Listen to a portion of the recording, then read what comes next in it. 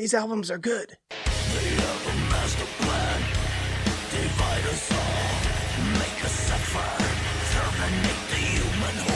What's up, metal and heavy music fans? It's time to review some of the metal albums that I checked out this week. First up, we have Hypocrisy with Worship via Nuclear Blast Records. Now, when I asked y'all which albums you were most hyped about this month, a lot of you named this long-running Swedish death metal band. Despite being around since the early 90s, this is another case of a group I've ignored forever for no real reason other than I was just busy with other stuff. As for my reaction as a new listener, yeah, it sounds like Swedish death metal to me.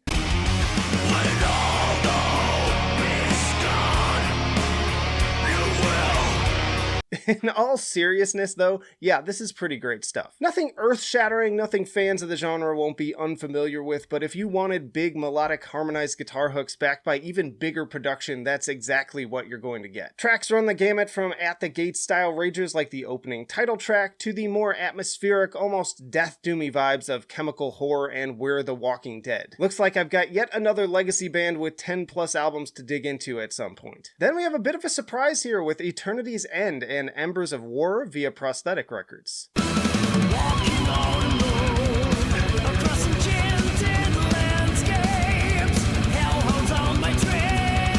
I'm normally not one for classic heavy metal, especially from newer bands, but I'll tell you, I caught the music video for Hounds of Tindalos, and these guys made a believer out of me. I mean, holy face-melting riffage, Batman. This is like a wicked collision of Dragon Force with Trivium.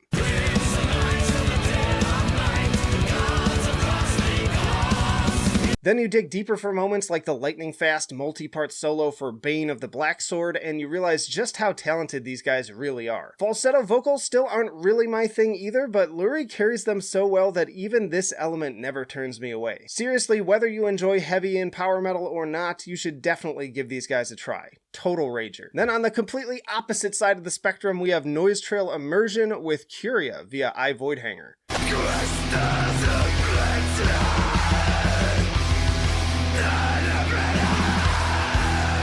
When I first started covering this Italian band back in 2016, I frequently referred to them as Blackened Gent and compared them to the likes of Frontierer, Section, and Hellkeeper. That all changes with Curia. This album leans more into the band's dark and atmospheric side by like 1,000%, sounding more like a mashup of Ulcerate with acoustic elements out of a second wave black metal album.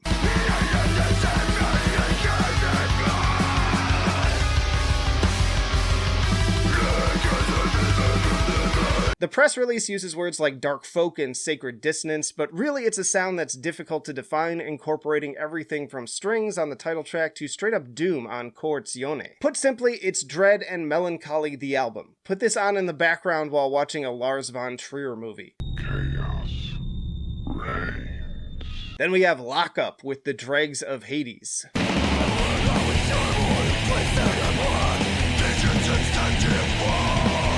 So I was pretty stoked to hear this album as one, I loved 2017's Demonizer, and two, Thomas Lindberg has been killing it this year, and this sees him rejoining for dual vocal duties. Unfortunately though, I was pretty disappointed with this one. When it comes to grindcore, I think the worst possible word an album can conjure is boring, and sadly that's the word that came to mind most frequently while listening to the Dregs of Hades, despite a few solid bangers like Dark Force of Conviction, Triumph of the Grotesque, and Nameless Death.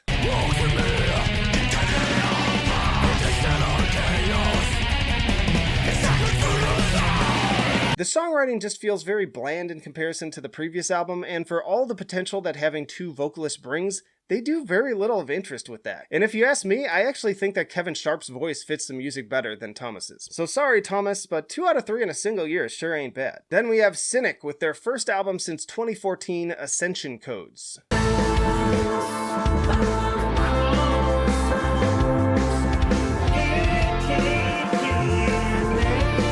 So I almost hesitate including this album because when it comes down to it, it's really not even a metal album. If anything, this feels more like tripping to some 70s album from Yes.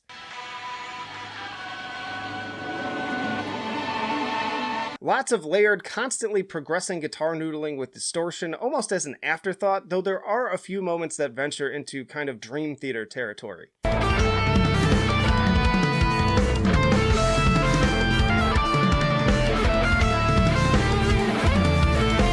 The nearly 50-minute runtime is also broken up by several abstractly named ambient interludes to further step up the atmosphere. And honestly, it's quite lovely to throw on, sit back, and just take in. Personally, I'm not sure how much I'll be re-listening to this in the future, but if any of that sounds cool to you, then you should definitely check it out. This week we also have the new album from Proscriptor McGovern's Apsu, which I'm hoping to talk about in much more depth pretty soon.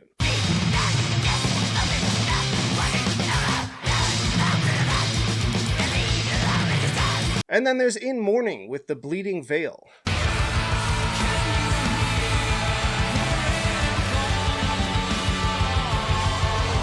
Time for the return of one of my other favorite bands to recommend for fans of Opeth. In Mourning perfectly fused those classic Ackerfeld riffs with elements of melodic death metal and doom, and often to different overall effect from album to album. But tracks like Thornwalker take me right back to the days as a teen sitting on the bed and listening to Blackwater Park while reading the liner notes.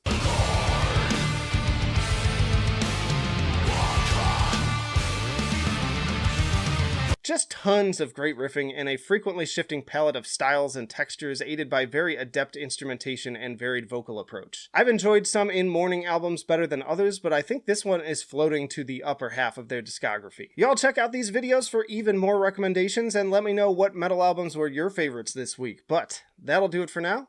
Flight of Icarus signing off. I will see you in the trenches.